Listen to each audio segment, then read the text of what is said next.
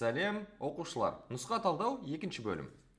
Сұрақ номер 21. 80 грамм 60% натрий гидроксидін, 17,6 грамм кремний және кремний оксидінің қоспасына қосқан кезде түсілген қатты зат және бөлінген газдың көлемі қандай дейді. Олай болса, ең алдымен реакцияны жазып алайық. Бізде натрий гидроксиді сумен қосылған силициум. Бұл реакцияны біз видео сабақтарда да түсіндірген болатынбыз. Мына жерде натрий силикаты және сутек газы бөлінеді. Егер сіз реакцияны толық білмей тұрсаңыз, сізге қажетті нәрсе ол тек қана сутектің алдындағы коэффициент, ол әрине 2 деген коэффициент. Келесісі бізде натрий гидроксиді қосылған силициум оттек 2. Бұл жерде судың қажеті жоқ, себебі бөлінетін натрий силикаты және су өзі артық болып шығады. Мына жақта 2. Енді қараңыз, қоспаның есептерін қалай шығаратын едік. Бірінші жолақты x деп қоямыз, екінші жолақты y деп қоямыз. Қазір бізге не табу керек? Мынаның v-сын табу керек, яғни газдың литрін. Төбеде v болса, астында коэффициент көбейтілген 22,4. Енді мына 2 натрий OH-тың массасын есептеп алатын болсақ, ол 80-нің 60% дегеніміз 48 грамм. Зат мөлшерін тауып алатын болсақ, зат мөлшері натрий OH тең болады 48 бөлінген 40 mR. Тең болады 1,2 моль екен. Яғни мына екеуі бірге 1,2 моль. Ал енді мына қоспаның массасы болса 17,6 грамм екен. Қараңыздар оқушылар, өте мұқият, теңдеу қалай құрылады екен. Теңдеуді құрмас бұрын сіз аласызда мынаны коэффициентке көбейтесіз. 2x қосылған. Мынаны көбейтесіз мына коэффициентке. 2y тең болады 1,2. Келесі теңдеуді құратын кезде грамм арқылы мына коэффициентке көбейтеміз. X көбейтілген силиконның молярлық массасы 28 қосылған. Y-ті де дәл солай мынаның коэффициентіне көбейтеміз. Y көбейтілген 60 деген силициум оксидінің молярлық массасы тең болады 17,6 грамм. Енді тексеріп қарасаңыз, жоғары жақта тұрғандардың барлығы зат мөлшер, астыңғы жақта тұрғандардың барлығы масса. Енді мынаны теңестірмес бұрын біз қалай шығарамыз? Төбесін көрсетпей 14-ке көбейтіп алайық. Сол кезде астына 28x қосылған 28y тең болады 16,8 болады екен. Төбедегі теңдеуден астыңғы теңдеуді азайтамыз. Сол кезде x-теріміз қысқарып кетті. 32y тең 0,8. Y-іміз тең болады екен 0,025 зат мөлшер. Калькулятормен тексеріп жіберейік. 0,8 бөлінген 32. 0,025 дұрыс. X тең болады екен. Мына y-ті аламыз да мына жерге қоямыз. 2-ке көбейтеміз, азайтамыз 1,2-ні бөлеміз 2-ге. 0,575 зат мөлшер. Ал енді қараңыз, біздің қатты затымыз натрий силикат болды, ол мынау немесе мынау. Мына варианттар келмейді. Ал енді v сутек тең болады екен, бізде x-іміз 2 болған үшін 2x коэффициентіміз, яғни x деген 0,575 көбейтілген, 2 деген коэффициент көбейтілген 22,4. Яғни көбейтілген 2 көбейтілген 22,4 тең болады екен 25,76 литр. Яғни 25-те 6 литр деген сөз шамамен. Сұрақ номер 22. Хлор бензол натрий сілтісімен әрекеттескенде түзілетін өнімді азот қышқылымен өңдеді.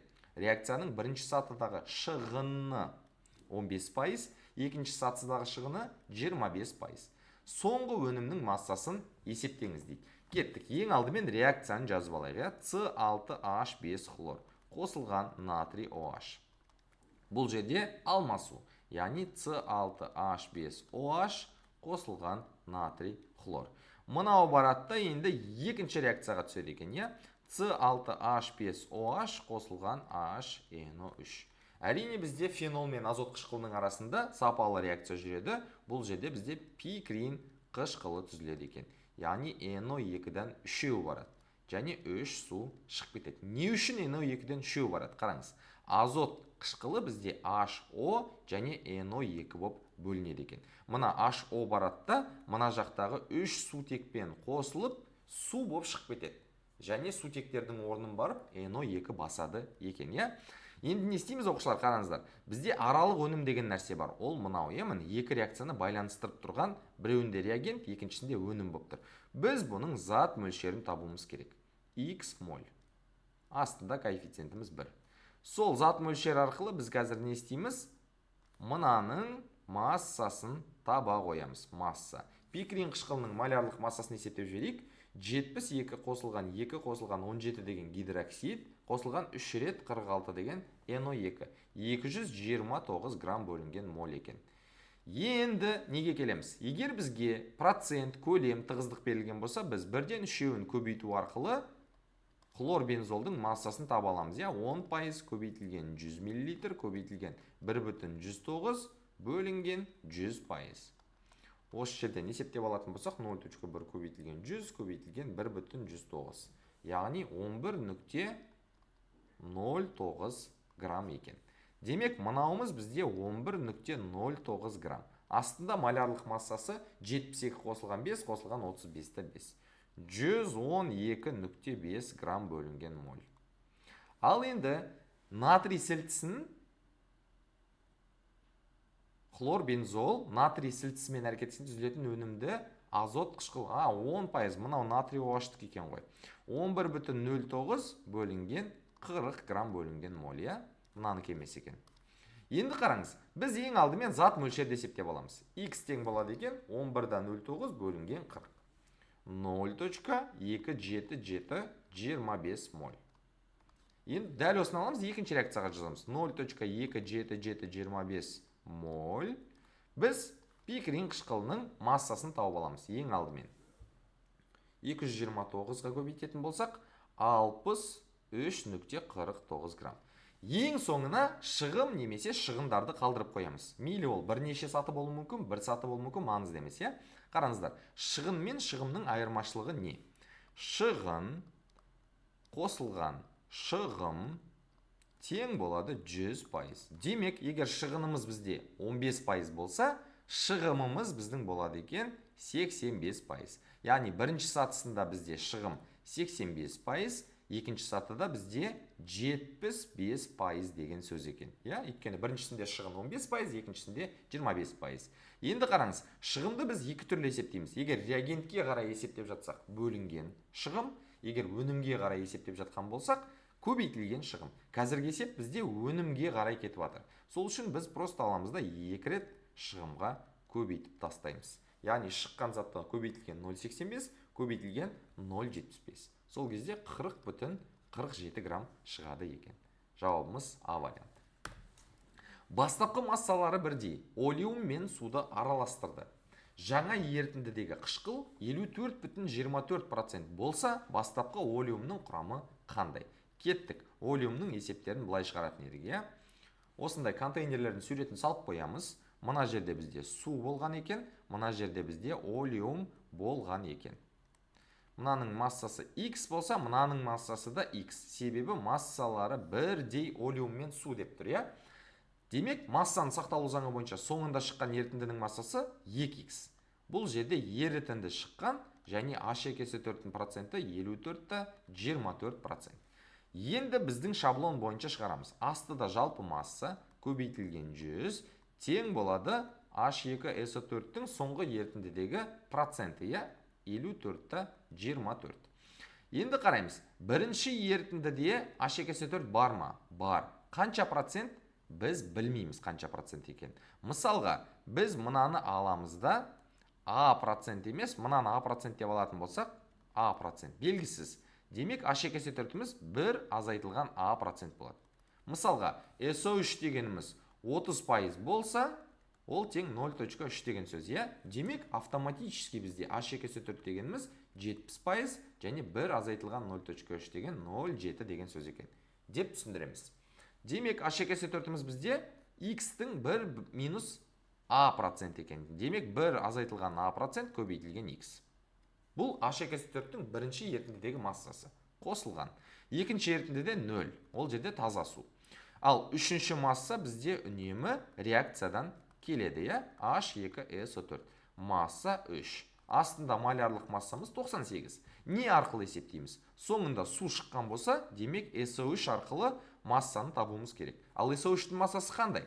X-тің А проценті. Демек AX деген сөз. Кеттік, пропорция жасау арқылы M3-ті тауып аламыз. М3-іміз тең болады екен AX көбейтілген 98 бөлінген 80. 1.225 AX екен. Жазып қоямыз мұнда. 1.225 AX. 100-54 қысқартамыз. 0.5424. Астын көбейтеміз 0.5424-ке. Сол кезде 1.0848x болады екен. Тең болады, мына жақтағы теңдеуді ашамыз. X азайтылған AX қосылған 1.225 AX. Байқасаңыз, барлық жерден X-терді қысқартып тастаймыз. Сол кезде 1 азайтылған A қосылған 1.225A тең болады 1.0848. Бірді бір жаққа, A'ларды екінші жақта қалдырамыз. Сол 0.225A тең болады екен 0.0848. A тең болады екен 0.0848 бөлінген 0.225. 0.37.68, яғни 37,68% деген сөз екен. Бізде нені сұрап тұр? Бастапқы олиумның құрамы дегеніміз, яғни олиумның процентін сұрап тұр. Олиумның проценті деген SO3-тің пайызы деген сөз. 37,6%. Бүкіл есепті Нұрсағайынның шаблонымен шығарсаң болады. Рабочий. Қандай деңгейлі есеп болса да А, Б, С маңызды емес. Сұрақ нөмір 24. Егер уранның молекулалық массасы 233 грамм бөлінген моль болса, 2,5 моль уран ядролық альфа бөлшектерге ыдыратқан кезде алынған торийдің массасы қандай? Радиоактивтілік тақырыбына келетін есептер біраз басты қатырады, я? Жазып қоямыз. Астында бізде протон саны, үстінде бізде малярлық масса. Гелий дегеніміз 2-де 4, торий дегеніміз 90-да 234. Енді қараңыз, ең алдымен біз уранның массасын тауып алуымыз керек бұл жерде, я? Масса уран тең болады екен 2,5 көбейтілген 233 деген радиоактивті ураниум. 2,5 көбейтілген 233. Тең болады екен 582,5 грамм. Әрі қарай қарапайым пропорция. Яғни мынауымыз 582,5 грамм болса, астында коэффициентіміз 1, мынауымыз x грамм болса, астында коэффициентіміз 1. Пропорция істейміз, я? 582-ді 5 көбейтілген 234 бөлінген 238. Яғни көбейту 234 бөлінген 238. 572-ді 7 грамм. Наурыз бұтыда осындай есептер келіп жатыр оқушым. Егер білмей тұрсаң, шығара алмай қалған болсаң, өзіңе сомневаться етіп тұрсаң, бізге кел, біз саған барлығын үйретеміз. Кеттік. Сұрақ нөмір 25. Калий хлориді ерітіндісінің электролиздеп анодта бөлінген газды темір ұнтағы арқылы өткізгенде мынанша грамм өнім алынды. Бастапқы ерітіндідегі калий хлоридінің массалық үлесі қандай? Ең алдымен реакцияны жазып аламыз. Электролиз болған кезде қалай жазамыз реакцияны? Ең алдымен катодты табамыз, я? Катод бізде тікелей металға байланысты. Металл белсенді болатын болса, катодта су тек бөлінді деген сөз. Екінші анодқа кірсеміз. Егер металдың жанында тұрған ионның ішінде оттегісі болса, немесе ол фторид болса, ол кезде анодта оттек газы шығады. Егер ондай болмаса, анодта не көрсең, сол шығады. Қазір көріп тұрмын хлор, демек анодта шығады хлор. Ерітіндінің ішінде калий OH қалды. Енді мұнан теңестіріп алатын болсақ, мұнда 2, мұнда 2 және мұнда 2. Енді әрі қарай анодта бөлінген газды біз темір ұнтағы арқылы өткіздік. Білесіздер, темір екі түрлі тотығу дәрежесін көрсетеді, я? Галогенмен әрекеттескенде бөлек, қышқылмен әрекеттескенде бөлек. Галогенмен ол бізде 3 валентті темір көрсетеді. Ал қышқылмен әрекеттескенде ол бізде әрине 2 валентті темір болады. Мына жерде бізде феррум хлор 3 шығады екен. Енді қараңыздар оқушылар. Бізде байқасаңыз аралық өнім бар, я? Бағана түсіндіріп кеттік. Мынау екі реакцияны байланыстыратын зат. Біз оның зат мөлшерін тауып алуымыз керек, я? X моль. Астында коэффициентіміз 1. Мынау x моль, астында коэффициентіміз теңестіріп алғаннан кейін 1.5. Демек, мына массасы 227-де 5 грамм болса, астында малярлық массасын есепте қоямыз. 56 қосылған 35-те 5 қосылған 71. 162,5 грамм бөлінген моль. Кеттік, хлордың зат мөлшерін тауып алайық. 227-те 5 бөлінген 162,5 көбейтілген 1.5. Мынауымыз бізде 2,1 моль болады екен.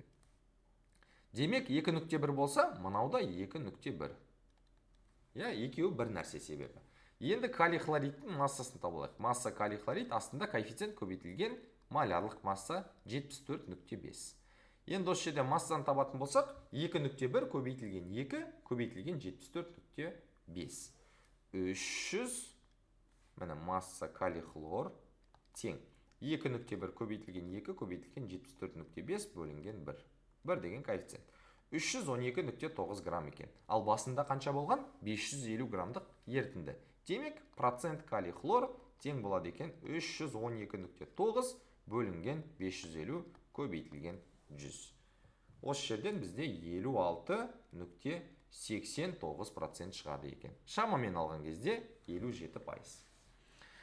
Сұрақтардың барлығы осылай шығады. Кеттік. Жұмбақ заттар. Алдымен оқушылар сіздерге түсіндіре кетейін. Жұмбақ заттарды шығарған кезде не істеу керек? Сізге алдымен сұрақтарды оқып алу керек және варианттарды қарап шығу керек. Б затын азот қышқылымен еріткенде түзілетін тұз ерітіндісіндегі лакмустың түсі. Так, біз пока білмейміз Б затын. А затын алюминиймен қоспасын сілт ерітіндісінде еріткенде мынанша литр газ түзілді. Қоспа құрамындағы алюминийдің массалық үлесі. Бұл да ештеңе айтпайды бізге. А затын суда еріткенде түзілетін газ примерно жақын азот, оттек, сутек, хлор дейді. С затын натрий гидроксидін сулы ерітіндісімен өткізгенде түзіледі дейді. Мына жерде үлкен подсказка бар екен, Демек бізде қосылыстың ішінде примерно цинк бар деп ойласақ болады. Неге? Себебі алюминий бағана қоспа болып келген еді онымен бірге. Демек алюминий емес деген сөз. Демек бізде цинкмен байланысты бір нәрсе. 30-шы сұрақ. Бұл жерде де қоспа екен. Енді сұрақтың өзін оқып аламыз. Ұйқы безінде кездесетін А заты су буымен әрекеттескенде Б заты газ бөлінді дейді. Және газ. Б заты ақ бояудың негізгі құрамдас бөлігі. Мен мына жерден уже түсіндім. Не екен? А дегеніміз ұйқы безінде кездеседі. Бұл бізде цинк. Ақ бояудың негізгі құрамдас бөлігі дегеніміз бұл бізде цинк О екен. Яғни цинк О дегеніміз ақ бояудың негізгі құрамдас бөлігі. Б заты қышқылмен де, сілтімен де әрекеттеседі. Б затын сілтінің судағы ерітіндісін салсақ, тұз және газ бөлінеді. А заты тұзына калий гидроксидін құйғанда ақ қоймалжың С тұнбасы түзіледі. С тұнбасы дегеніміз уже белгілі болған болар. Бұл цинк OH2. Әрине ол сілтінің артық мөлшерінде ериді. Енді реакцияларын жазып қоятын болсақ. А дегеніміз ол бізде цинктің өзі. Су буымен әрекеттескен кезде бізде цинк О және H2 деген осындай реакция жүреді екен. Мынау бізде А, мынау бізде Б.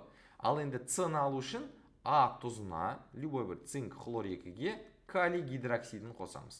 Сол кезде цинк OH2 деген қоймалжың С заты түзіледі де калий хлор түзіледі екен. Енді цинк OH2-ге білесіздер, бұл екі дайлы қосылыс қышқылмен де негізбен де әрекеттесе береді. Сөйтіп ары қарай тағы да мынаны қосатын болсаңыз, сізде тетрагидроксо цинкат деген зат шығады. Енді сұрақтарға келейік. Б затын азот қышқылмен еріткенде түзілетін тұз дейді. Б дегеніміз мынау цинк О қосылған HNO3. Екі қосылыс өзара әрекеттескенде алмасу процесі жүреді. Цинк NO3-2 қосылған H2O. Мынау бізде қандай тұз? Металдық жағы әлсіз, қышқылдық жағы күшті. Демек, қайсысы күшті? Қышқылдық жағы күшті. Бұл бізде қышқыл тұз екен. Лакмус қышқылдық ортада бізде қызыл түске боялады екен. Негіздік ортада көк, бейтарап ортада күлгін. Кеттік ары қарай. А затын дейді. А деген цинк. Алюминий қоспасымен сілті ерітіндісінде еріткенде газ түзілді. Қоспа құрамындағы алюминийдің массалық үлесі дейді. Кеттік. Сілтіміз біздің натрий OH бола салсын. Мысалға, натрий OH қосылған H2O. Бізде мұнда натрий 2, цинк OH4 деген зат түзіледі екен. Және су тек газ шығады. Ал мына жерде бізде натрий алюминат және су тек газы шығады екен. Енді мұнан теңестіріп алатын болсақ, мына жаққа 1,5 қойсаңыз жеткілікті. Ал мына жерде бізде теңестіріп алатын болсақ, мұнда 2, мына жақта 4, мына жерде 2 және 6 сутек, мына жерде де 6 сутек болады екен. Осылайша теңесті. Енді біз қоспа есептерін қалай шығаратын едік? Мына жерге x деп қоямыз, мына жерге y деп қоямыз. Көлеммен жұмыс істемейміз. Көлем берілген жерде бірден зат мөлшерін табамыз. 14,56 литрді бөлеміз 22,4-ке. Сол кезде сутектің зат мөлшері шығады. 14,56 бөлінген 22,4. 0,65 моль. Кеттік. Сутегіміз бізде 0,65 моль екен. Бұл не деген сөз? Енді теңдеу құрастыратын болсақ, x-ті аламыз да мына коэффициентке көбейтеміз, y-ті аламыз да мына коэффициентке көбейтеміз. Сол кезде x қосылған 1,5 y тең болады 0,65. Ал енді қоспамыздың массасын алюминиймен сілт ерітіндісіне қосқан қоспа құрамындағы алюминийдің массалық үлесі. Өкінішке қарай бізге қоспаның массасы берілмей қалған екен. Бұл слив есептер болғандықтан сондай болып тұрады, иә? Оқушылардың есінде болмай қалған болуы мүмкін. Енді бұл дегеніміз не, оқушылар? Біз мына жақта не істейміз? Қоспаның егер массасы берілген болса, мына екеуінің екінші теңдеуді құрастырып жіберетін едік. X 65 көбейтілген x қосылған 27 көбейтілген y тең болады қоспаның массасы бірнеше грамм. Сөйтіп біз теңдеу арқылы қоспаны спокойно шығара салатын едік, иә? Бірақ қоспаның массасы өкінішке қарай берілмей қалды. Кеттік ары қарай. А затын суда еріткенде түзілетін газ. Цинкті біз судың буымен, ыстық сумен деп айтып тұрмын жақта. Еріткен кезде бізде алдымен оксид және сутек деген газ бөлінеді екен, иә? С заты дегеніміз ол бізде қоймалжың цинк гидроксиді, тұнба. Натрий гидроксидімен қосқан кезде не шығады? Бағана жаздық реакцияны. Натрий, цинк, OH4 деген комплексті тұз түзіледі екен. Мұны тетрагидрокса цинкат натрия, яғни Б вариант екен, иә? А және Б затының 59,2 грамм қоспасын күкірт қышқылында еріткенде мынанша литр газ бөлінді. Кеттік. Цинк және цинк ойы А және Б затын. H2SO4-тің ерітіндісінде еріткен кезде бізде білесіздер, газ қай жерде шығады? Газ тек қана бірінші реакцияда шығады. Орын басу. Сутектің орын басу. Екіншісінде газ шықпайды. Сол үшін жазбай қойсақ болады бұл реакцияны, иә? Енді газдың бізде көлем беріліп тұр. Біз айттық қой, қоспа есептерінде көлеммен жұмыс істемейміз. Оның зат мөлшерін тауып алайық. 8,96 бөлінген 22,4 дегеніміз 0,4 моль деген сөз. Демек, мына 0,4 моль болса, астында коэффициентіміз 1. Біз алайықта цинктің массасын тауып алайық. Астында коэффициентіміз, малярлық массамыз 65, көбейтілген коэффициентіміз 1. Яғни осы жерде масса цинк тең болады екен 0,4 көбейтілген 65, 26 грамм екен. Бізден Б затының массалық үлесін сұрап тұр. Ал Б заты дегеніміз ол мынау. Оның массасын табу үшін не істеймін? Жалпы қоспаның массасынан цинктің массасын азайтып тастаймын. 59,2 азайтылған 26. Яғни 59,2-ден 26-ны азайтып тастайтын болсаңыз 33,2 грамм. Демек, процент цинк О тең болады. Қоспаның ішінде ненің процентін тапқың келсе, соның массасын аласың да жалпы қоспаның массасына бөліп 100%-ға көбейтіп жібересің. Сол кезде болады екен 56%. 56,08. Шамамен алғанда 56-да 15%. Кеттік. Реакция өнімдерін сәйкестендіріңіз. Көміртек H2SO4-пен әрекеттескен кезде білесіздер, көмір қышқыл газы, SO2 және су бөлінеді. Ал көміртек силиконмен әрекеттескен кезде силициум карбид деген қосылыс шығады екен. Яғни 2А, 1Б екен. Реакция типтерін сәйкестендіріңіз. Циклопропан йод сутекпен әрекеттесті дейді. Бұл бізде кітапта бар реакция. Екіншісі циклогексан хлормен әрекеттесті дейді. Йодпен әрекеттесетін циклопропанымыз бізде не істейді? CH2, міне CH2 болып ашылады цикл. Біреусіне йод барып қосылса, шетіне екіншісіне барып сутек қосылады екен. Яғни бұл бізде қосылу реакциясы. 1С. Ал енді циклогексанымыз не істейді бізде? Мына жерде кешіріңіз, бензолдық сақина емес бұл.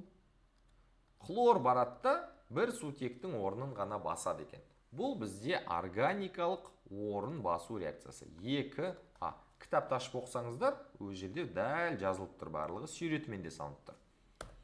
Қосылыс атауларын сәйкестеріндіріңіз. Резарцин, пирокатехейн. Мынау жылда келетін сұрақ, оқушылар жаттап аламыз. Бұл деген бізде фенолдың көпше түрі деген сөз. Міне фенол дегеніміз мынау болса, бензолдық сақина мен гидроксид. Бізде 3 түрлі 2 гидроксид тобы бар қосылыс бар. Міне біреу, екеу және үшеу.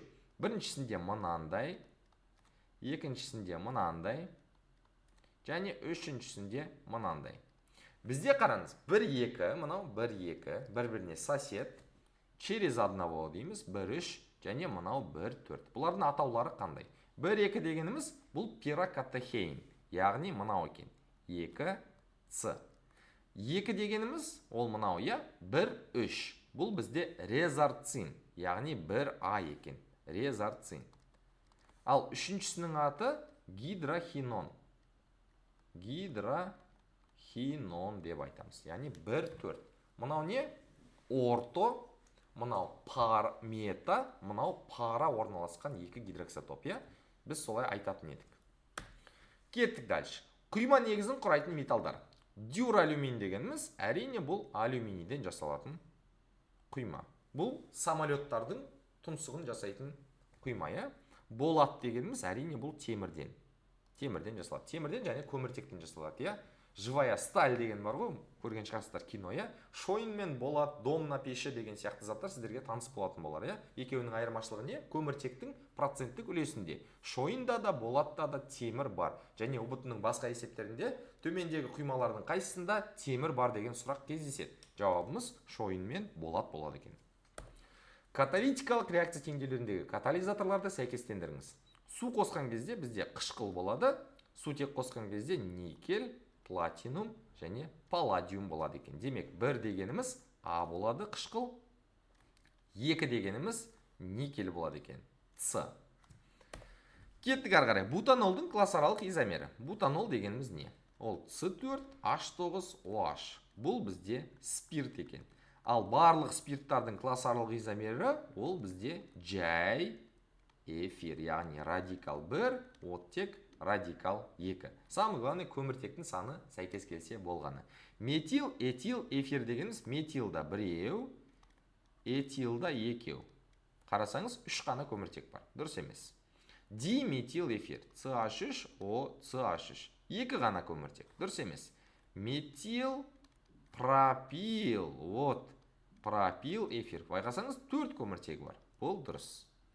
Этил, пропил, C2H5O, C3H7. Мұна жерде 5 көміртек болып кетті. Бұл дұрыс емес. Диэтил эфир. Мұнау дұрыс жауап. Себебі 4 көміртегісі бар. Дипропил дегеніміз бұл жерде 6 көміртек болып кетті. Бұл да дұрыс емес екен. Яғни дұрыс жауабымыз С және Е вариант. Зинин реакциясына қатысатын заттар. Зинин реакциясы дегеніміз не? Әрине ол бізде нитробензолды тотықсыздандыру арқылы анилинді алу. Бізге қатысады екен нитробензол және сутек. Нәтижесінде анилин алынады. Сұрақ нөмір 38. 29 грамм массалық үлесі 7% олеумге малярлық концентрациясы 0,1 дециметр куб калий OH ерітіндісін олеум толық бейтараптанғанша қосқан. Жұмсалған калий OH ерітіндісінің көлемін есептеңіз. Бұндай есептерді қалай шығарасыз? Олеум есептері негізінде 4 түрлі болады, білесіздер. Біріншісі қарапайым олеум, екіншісі бағанағы шығарып кеткендей олеум, үшіншісі мынау тұздармен әрекеттесетін олеум, төртіншісі олеумның алдында коэффициент болады, 0,5, 0,25, 0,75 деген сияқты. Енді бұл бейтараптану реакциясына қатысты олеум болатын болса, сіздерде 3 түрлі реакция болады. Мен салып көрсетейін сүйретін. Біріншісі олеумның өзі H2SO4 пен SO3 қосылады бізде калий OH пен H2O, яғни ерітінді. Байқасаңыз, мына екеуі қосылады бір-бірімен. Мына екеуі қосылады. Содан кейін SO3 пен H2O-дан шыққан H2SO4 қайтадан калий OH пен әрекеттеседі. Демек, 3 түрлі реакцияны жазып қоясыз бірден. 1, 2, 3. Біріншісінде қышқыл мен калий OH бірден әрекеттеседі. Нәтижесінде толық бейтараптану реакциясы болады. Екіншісінде SO3 барады да алдымен гидроксидтің ерітіндісіндегі сумен әрекеттеседі. Нәтижесінде мынау түзіледі. Содан кейін осы барады да үшінші реакцияда калий OH түсінбей қалады. Вроде H2S4 бітіп қалған сияқты еді ғой. Қайдан шықты тағы да дейді да, барады да мынамен тағы да әрекеттесіп, толық бейтараптану реакциясы болады екен. Енді не істейміз осы арада? Просто пропорциямен есепті шығарасыңдар. 29-ның 7%. Масса SO3 тең. 29 көбейтілген 0.07. Калькулятормен есептеп жейік. 29 көбейтілген 0.07 дегеніміз 2.03 грамм. SO3. Ал H2S4-тің массасы деген 29-дан азайтпайтын болсаңыз, 26-да 97 грамм екен.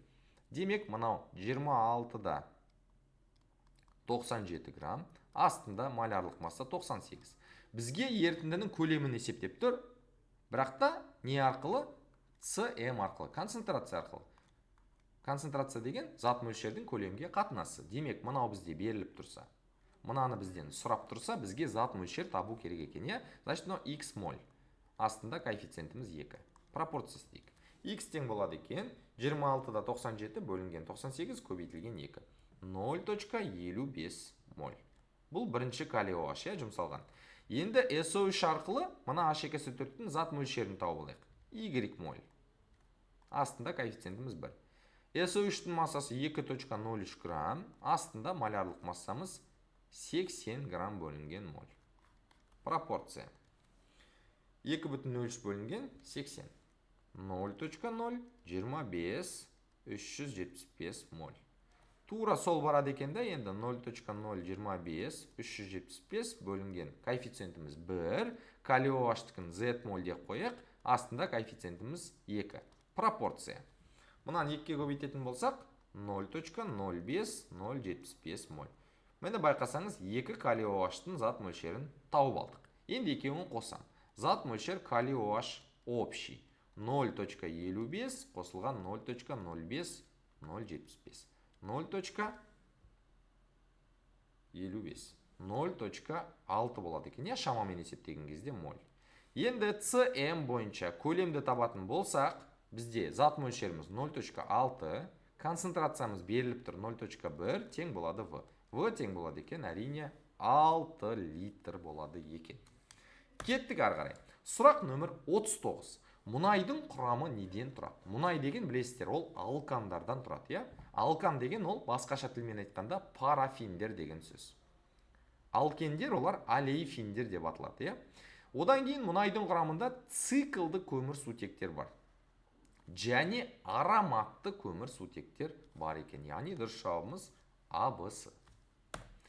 Йод ерітіндісін көк түске бояйтын органикалық А затын гидролиз дегенде Б заты түзілді. Мына жерден қарап уже түсіндік, иә, қараңыз. Йод ерітіндісін көк түске бояйтын органикалық А заты дегеніміз, әрине бұл бізде крахмал еді, иә. Крахмалға сапалық реактив йод деп айтамыз.